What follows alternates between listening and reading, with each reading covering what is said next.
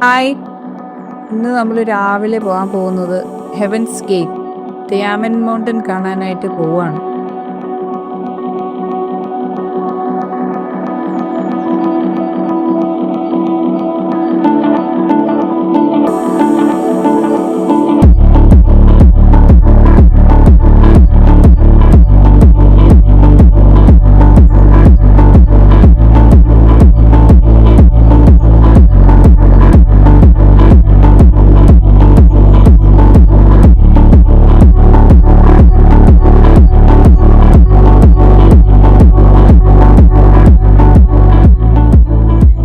താമസിച്ച ഹോട്ടലിൽ നിന്ന് നമ്മൾ വെക്കേറ്റ് ചെയ്തപ്പം അവർ സുവനീറായിട്ട് തന്നാണ് ഈ നമ്മുടെ ഫ്രിഡ്ജിൽ വെക്കുന്ന മറ്റേ കാന്തമില്ലേ, അതും പിന്നെ ഒരു ഹെയർ ക്ലിപ്പ്, പിന്നെ ഒരു ബുക്ക് മാർക്കർ, ഇതൊക്കെ.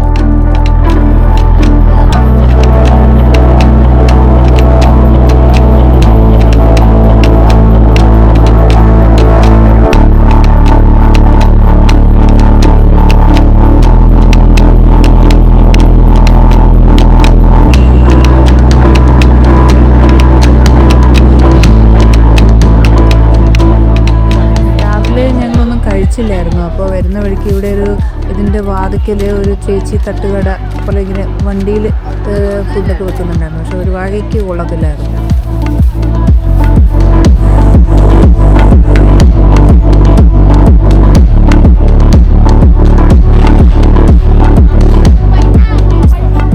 ഇത് നമ്മൾ ടിക്കറ്റ് സ്കാൻ ചെയ്ത് നമ്മളെ കയറ്റി വിടും.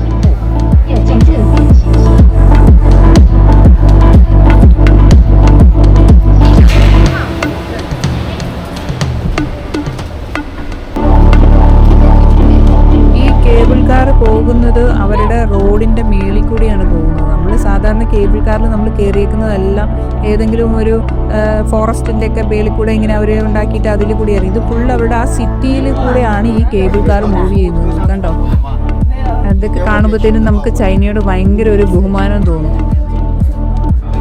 താഴെ കാണുന്ന ഹെയർ പിൻ കണ്ടില്ലേ, 99 ഹെയർ പിൻ ഉണ്ടത്.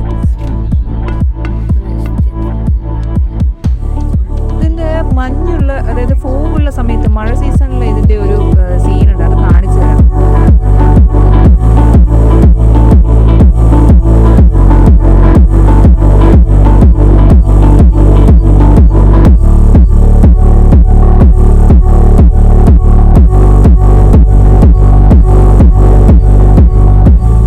ഇനിയാണ് അടുത്ത രസം കാണാനുള്ളത്. ഇതൊക്കെ കണ്ടോ, ഇവിടെ എല്ലാം ഈ ഉണ്ടാക്കി വെച്ചേക്കുന്ന ഇത്രയും ഈ നടപ്പാതകളൊക്കെ ഉണ്ടാക്കുമ്പോൾ ഈ മരങ്ങളൊക്കെ കളയാതെ ഈ ഉണ്ടാക്കി വെച്ചേക്കുന്നതാണ് ഏറ്റവും രസമായിട്ടുള്ളത്. നമ്മുടെ നാട്ടിലാണ് ഇതൊക്കെ കട്ട് ചെയ്തിട്ടൊക്കെ ഇങ്ങനെയുള്ളൊരു നടപ്പാതയൊക്കെ ഉണ്ടാക്കുകയുള്ളൂ.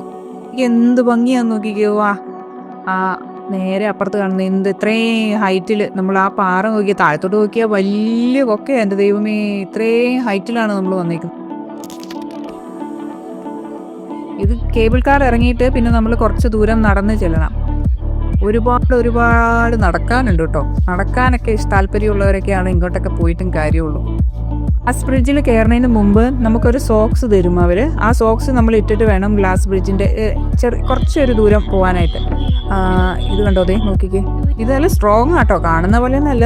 നമുക്ക് പേടിയായിരുന്നു ഇതെല്ലാവരും കൂടെ കയറി അതിൻ്റെ പുറത്തുകൂടെ നടക്കുമ്പോഴത്തേനും വീഴുവോ എന്നൊക്കെ ഉള്ളൊരു പേടിയൊക്കെ ഉണ്ടായിരുന്നു ആദ്യം.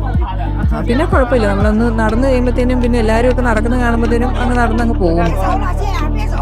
നമ്മൾ ഈ ഗ്ലാസ് വോക്ക് എന്ന് പറയുന്നത് ഇതല്ലോ 1430 മീറ്റർ ഉയരത്തിലാണ്, അത്രയും ഹൈറ്റിലാണ് നമ്മൾ നിൽക്കുന്നത് ഇപ്പോൾ.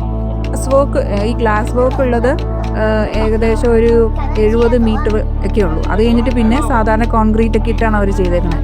ഇവരെ കൊണ്ടല്ലാണ്ട് വേറെ ആർക്കും ഇങ്ങനെയൊന്നും ചെയ്യാൻ പറ്റുമെന്ന് തോന്നുന്നില്ല. എൻ്റെ ദൈവമേ, സമ്മതിച്ചു കൊടുത്തിരിക്കുന്നവർ. നമ്മളിങ്ങോട്ട് പോരാൻ നേരത്തും പിക്ചറൊക്കെ കണ്ടിട്ടുണ്ടെങ്കിലൊക്കെ നമ്മൾ നേരിട്ട് വന്ന് കാണുമ്പോണ്ടല്ലോ ഭയങ്കര ഒരു രസമാട്ടോ. അത് വല്ലാത്തൊരു അനുഭവം തന്നെയാണ്.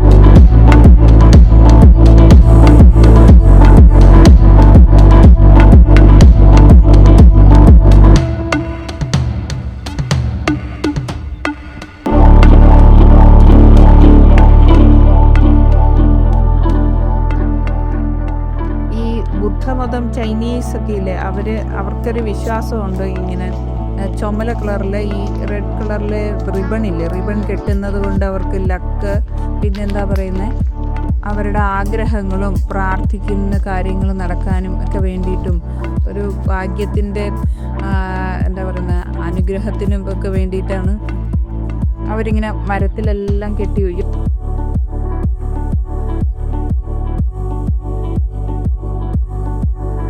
നമ്മുടെ നാട്ടിലൊക്കെ തോരണം കിട്ടുന്ന പോലെ അവരിത് മുഴുവനും കെട്ടിയിട്ടേക്കുന്നത്. നല്ല ഭംഗിയുണ്ട് കേട്ടോ കാണാനായിട്ട്.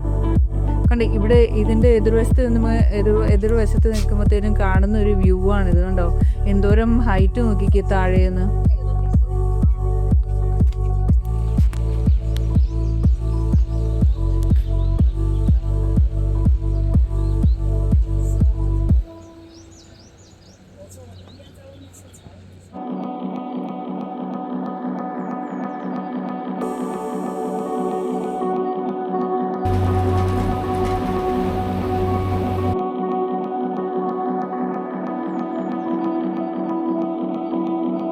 ഇത് അവിടെ തന്നെ ഒരു ഒബ്സർവേഷൻ ഡെക്ക് ഉണ്ടായിരുന്നു. അപ്പോൾ അതിൻ്റെ മണ്ടയ്ക്ക് പോയി നിന്ന് കഴിഞ്ഞിട്ടുണ്ടെങ്കിൽ നമുക്ക് അവിടുത്തെ ഒരു വലിയ വ്യൂ കാണാം. അതും നല്ല അടിപൊളി ഒരു വ്യൂ. ഇത് നോക്കിയാൽ ആ മൂടൽമഞ്ഞ് മേഘങ്ങളിങ്ങനെ പൊങ്ങി ഇങ്ങനെ പതുക്കെ വരുന്നത് നല്ല രസമില്ലേ, പുക വരുന്നത് പോലെയില്ലേ. കാണാനായിട്ട് നല്ല അടിപൊളി സ്ഥലം കേട്ടോ. നമ്മൾ പ്രകൃതിയുടെ ഒരു വല്ലാത്തൊരു അത്ഭുതം എന്നൊക്കെ പറയില്ലേ. പിന്നെ നമ്മളൊരു ഗുഹയുടെ അകത്തുകൂടെ ചെന്ന് കഴിയുമ്പോഴത്തേനും ഈ ടിയാമൻ മൗണ്ടൻ കാണാൻ പോകാനുള്ള ഒരു എക്സ്കലേറ്റർ ഉണ്ട്. അപ്പോൾ അതിൻ്റെ അകത്തോട്ട് പോകാനുള്ള സ്ഥലമാണ് ഈ കാണുന്നത്. ഇവിടെയൊക്കെ നോക്കി ഈ തടിയാണ് ഈ വിരിച്ചിട്ടിരിക്കുന്നത് മുഴുവനും.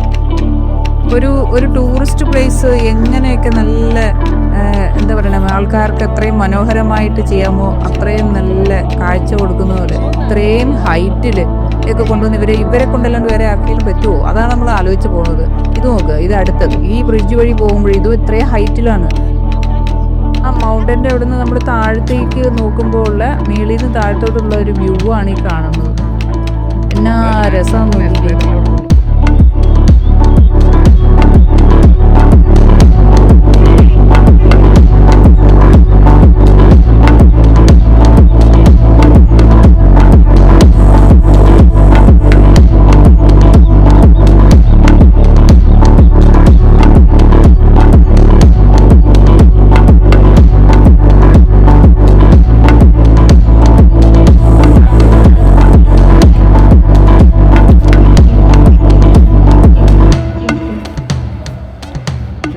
എസ്കലേറ്ററിൽ കയറിയിട്ട് വേണം നമ്മൾ ആ മൗണ്ടൻ്റെ അടുത്തോട്ട് ചെല്ലുന്നത്.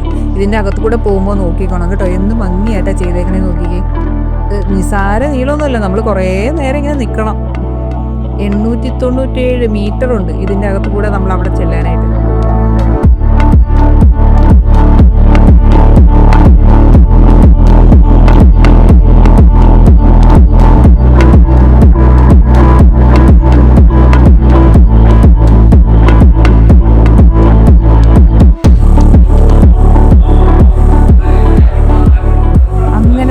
ടിയാമൻ മൗണ്ടൻ എത്തി. ഇതാണ് നമ്മൾ താഴേന്ന് കാണുന്ന മൗണ്ടൻ്റെ ഒരു തുറന്ന ഏരിയ. ഇതാണ് നമ്മുടെ ടിയാമൻ മൗണ്ടൻ. ഇത് കാണുന്ന പോലെയല്ല കേട്ടോ, നല്ല സ്പേസ് ഉണ്ട്. ഇത് ഈ ഗുഹയുടെ ഗ്യാപ്പ് എന്ന് പറയുന്നത് നല്ല ഗ്യാപ്പാണ്. ഒരു ഫൈറ്റർ ജെറ്റ് ഇതിൻ്റെ അകത്ത് കൂടെ കയറി ഇറങ്ങിയിട്ടുണ്ട്. അങ്ങനെ ഇത് ഭയങ്കര ഫേമസ് ഒക്കെ ആയിട്ടുള്ളതാണ് ഈ സ്ഥലം.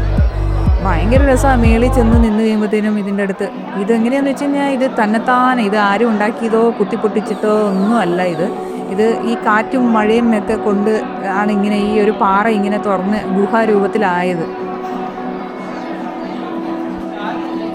ഏതോ പണ്ട് കാലത്ത് ഇതിങ്ങനെ പെട്ടെന്നൊരു സുപ്രഭാതത്തിൽ ഇതിങ്ങനെ ആ ഒരു ചെറിയൊരു ഭാഗം ഭയങ്കര ശബ്ദത്തോടെ പൊട്ടി താഴത്തോട്ട് വീഴുമായിരുന്നു. അപ്പോൾ അടുത്തുള്ളവരെല്ലാവരും കൂടെ ഓടി വന്ന് നോക്കുമ്പോൾ ഈ ഒരു മലയുടെ ഒരു ഭാഗം ഇങ്ങനെ പൊട്ടി വിള്ളൽ വന്നിരിക്കുന്ന ഒരു ഗുഹ പോലെ കണ്ടു. അങ്ങനെയാണ് ഇത് സ്വർഗത്തിൻ്റെ കവാടം, ഹെവൻസ് ഗേറ്റ് എന്നൊക്കെ ഇതിനൊരു പേര് വന്നത് തന്നെ. 999 സ്റ്റെപ്പ് ഇറങ്ങിയാണ് ഞങ്ങൾ വന്നത്. ഇത് ഇറങ്ങാൻ പറ്റാത്തവർക്ക് എസ്കലേറ്റർ ഉണ്ട് കേട്ടോ വേറെ. അതിന് നമ്മൾ സെപ്പറേറ്റ് കാശ് കൊടുക്കണം. അത് വെച്ച് നോക്കുമ്പോൾ നമുക്ക് ഇറങ്ങി വരുന്നതാണെന്ന് തോന്നി. എന്നാ രസമാണെന്ന് നോക്കിക്കേ. ഇത് അത്രയും വലിയ ആ പാറയുടെ അടുത്തോട്ട് പണ്ട് ഒരു റേഞ്ച് റോവറിൻ്റെ ഒരു കാർ ഓടിച്ചു പോകുന്ന ഒരു സീനുണ്ട്. അതൊക്കെ നമ്മൾ പണ്ട് കണ്ടിട്ടുണ്ടെങ്കിലും ഇങ്ങനെയൊക്കെ ഇവിടെ വന്ന് ഇത് കാണാൻ പറ്റുമെന്ന് വിചാരിച്ചതല്ല. അന്നത് കണ്ടപ്പോഴത്തേനും ഭയങ്കര അത്ഭുതമായിരുന്നു, ഇങ്ങനെ ഒരു സ്ഥലമൊക്കെ ഉണ്ടോ എന്നുള്ളത്. എന്താണേലും ഒരു മസ്റ്റ് വിസിറ്റ് പ്ലേസ് എന്ന് പറയാം. അത്രയും നല്ലൊരു സ്ഥലം. ആരും ഒന്നുകൊണ്ട് മാൻമെയ്ഡ് അല്ലാണ്ട് പ്രകൃതിയും ഉണ്ടാക്കി വെച്ചു. അത് കാണാൻ വേണ്ടി, ആൾക്കാരെ കാണിക്കാൻ വേണ്ടിയിട്ട് അവർ അത്രയും മനോഹരമായിട്ട് അതിനുള്ളൊരു വഴി ഒരുക്കി തന്നു. അപ്പോൾ അത് ഭയങ്കര ഗംഭീരമായെന്ന് തന്നെ പറയാം. ഞങ്ങൾക്ക് കൂടുതലും ഇതുപോലെയുള്ള നേച്ചർ റിലേറ്റഡ് ആയിട്ടുള്ള സ്ഥലങ്ങൾ കാണാൻ പോകാനാണ് കൂടുതലും ഇഷ്ടം. ഈ ചൈനയിൽ തന്നെ കുറേ സ്ഥലങ്ങളുണ്ട്, ഇവരുണ്ടാക്കിയിരിക്കുന്ന കുറേ സ്ഥലങ്ങളൊക്കെ ഉണ്ട്.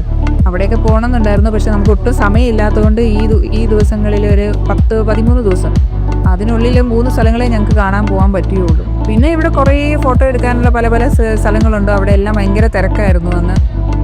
ഈ കൂടുതലും പേരും ചൈനയിൽ തന്നെയുള്ള മനുഷ്യരാണ്. ചൈനയുടെ പല ഭാഗത്തുനിന്ന് വരുന്നവരും ജപ്പാനിൽ നിന്നുള്ളവരും അങ്ങനെ കൊറിയ അങ്ങനെയുള്ള മനുഷ്യരായിരുന്നു അവിടെ കൂടുതലും പേര്.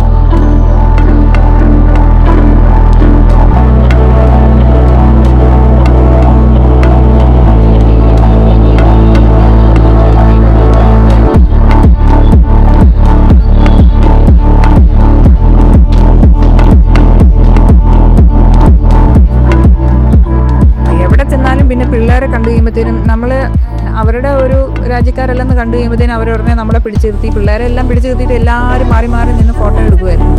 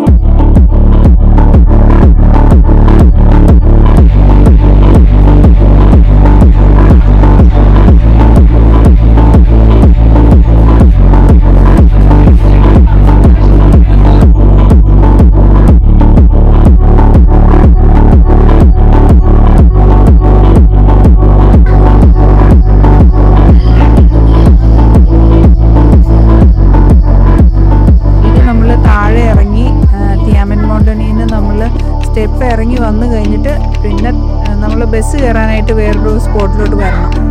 അപ്പോൾ അങ്ങോട്ട് വരുമ്പോഴത്തേനും അവിടെ നിന്ന് നമ്മൾ മേലിലോട്ട് നോക്കുമ്പോൾ ഉള്ള കാഴ്ചയാണ് കാണുന്നത്. പിന്നെ ഇവിടുന്ന് നമ്മൾക്ക് ബസ് കയറി നമ്മൾക്ക് ടാക്സി എടുക്കുന്ന സ്ഥലത്തോട്ട് അവർ കൊണ്ടുപോയി വിടും.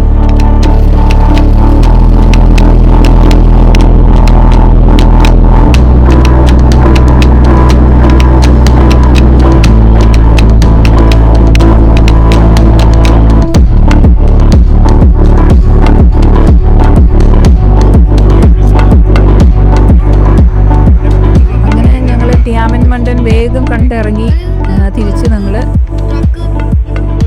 ഷാൻജിയാഞ്ചിയിലെ റെയിൽവേ സ്റ്റേഷനിലോട്ട് പോവുകയാണ്.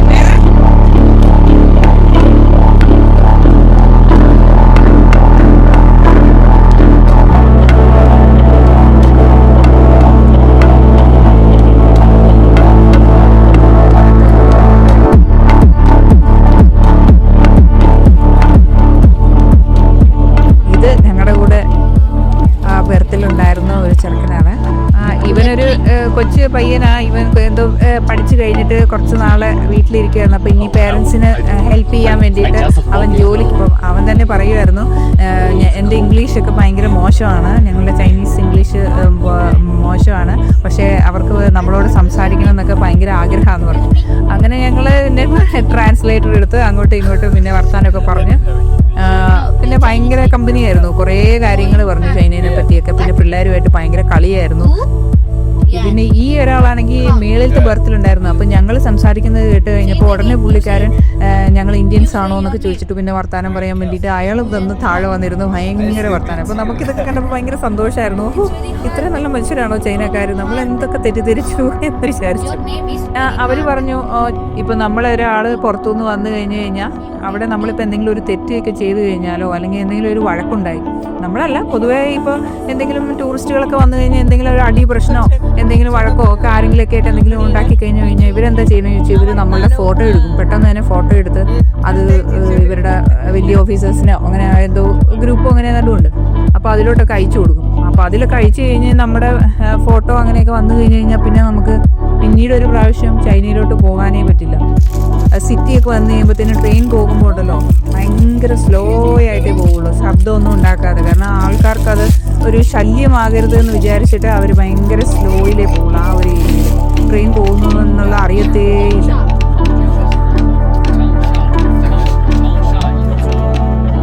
അപ്പോൾ നമുക്ക് അടുത്ത വിശേഷങ്ങളുമായി അടുത്ത എപ്പിസോഡിൽ കാണാം. ബൈ.